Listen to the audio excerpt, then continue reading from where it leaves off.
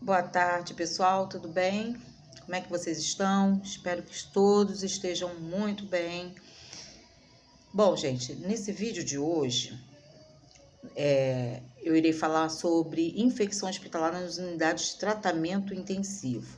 É lá no capítulo 4 do livro de vocês. Então, o que vem ser a infecção hospitalar, né? A infecção hospitalar é todo e qualquer agente causador de alguma infecção. E isso acontece muito dentro dos hospitais através das mãos dos profissionais, dos artigos que usamos para lidar com esses pacientes. É claro que os pacientes de UTI, eles ficam mais vulneráveis. Por quê? Porque eles sofrem alguns procedimentos invasivos. Esses procedimentos, punção profunda, catéter vesical de demora, pós-operatórios. Então, esses pacientes eles ficam mais vulneráveis por conta disso. Então, trabalhar numa UTI, toda equipe multidisciplinar ela tem que ter os seus cuidados básicos, né?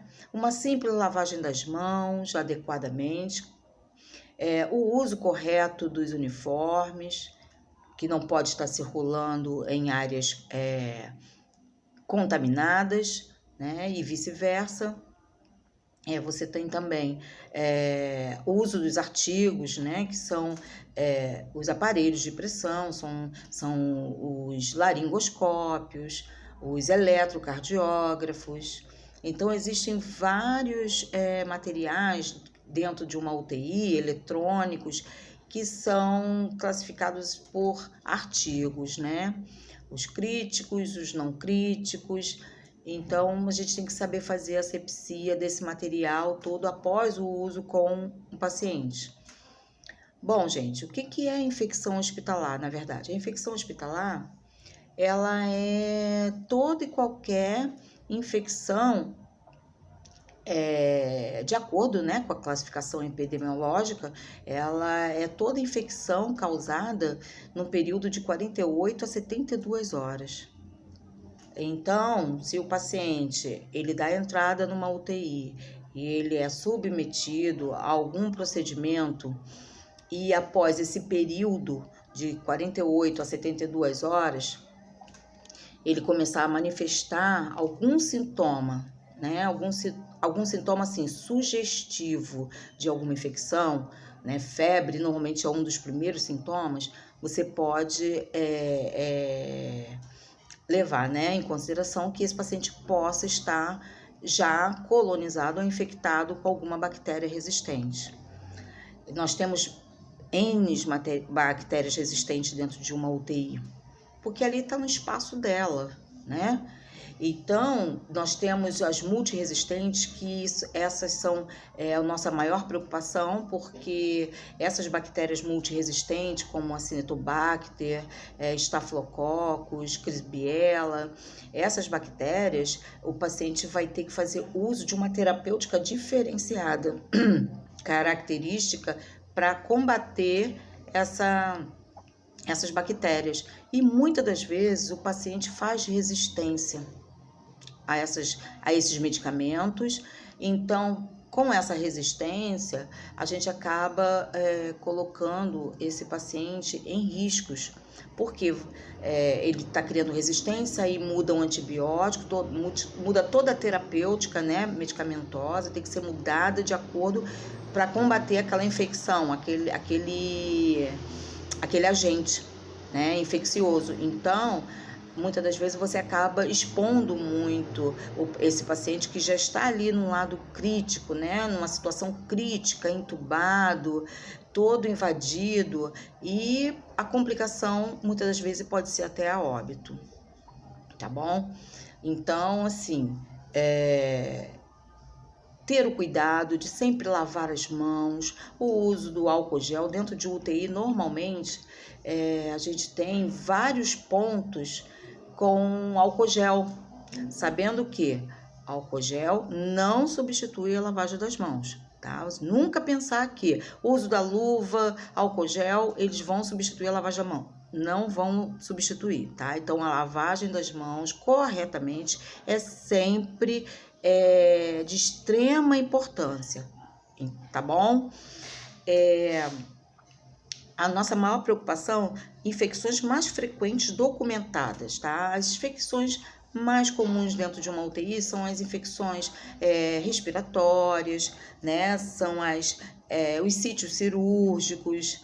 Essas são as maiores infecções que ocorrem dentro de uma unidade de terapia intensiva. Bom, pessoal, existem alguns protocolos que, quando esse paciente é admitido dentro de uma UTI, cabe ao enfermeiro realizar o chamado SUAB nasal e retal, tá? É um procedimento, é um termômetro, desculpa, é um cotonete grande, e é porque eu não tenho aqui para poder mostrar para vocês. É um cotonete grande que você colhe na narina ou no reto do paciente. Ele vai dentro de um tubo, né, próprio dele, no meio de cultura, e é encaminhado ao laboratório. Normalmente demora em torno de 1 semana para a gente poder obter o resultado desse SUAB nasal retal do paciente. Se esse SUAB, de qualquer forma, a rotina você recebeu esse paciente, você mantém uma precaução de contato com ele. Você vai colocar o capote de manga longa, todos os artigos pessoais desse paciente, o termômetro próprio, o estetoscópio próprio,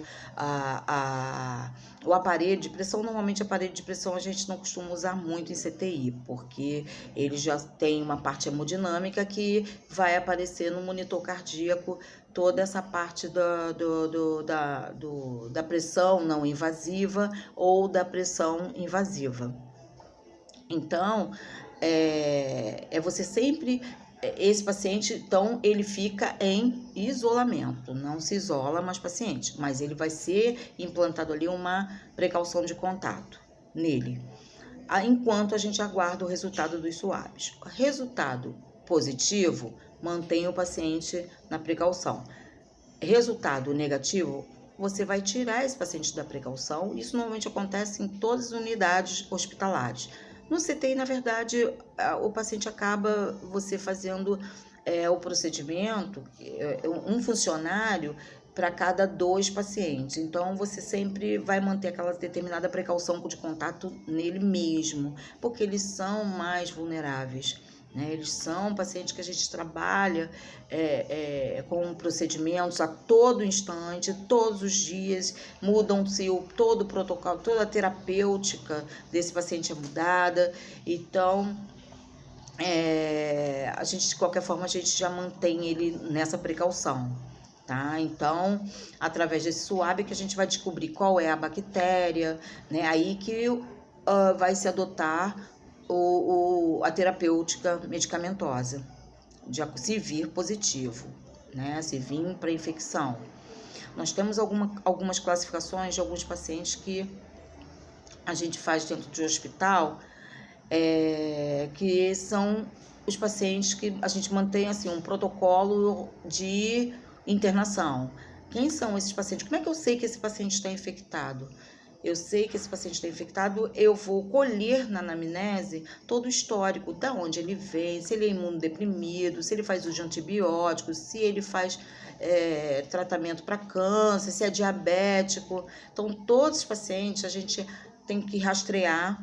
Isso já são tratados por home care, em casa. Home care, então, por quê? Porque o profissional que está em casa cuidando desse paciente é o mesmo profissional que leva para o hospital, que dá o plantão no hospital. Então, ele leva nas mãos, tá?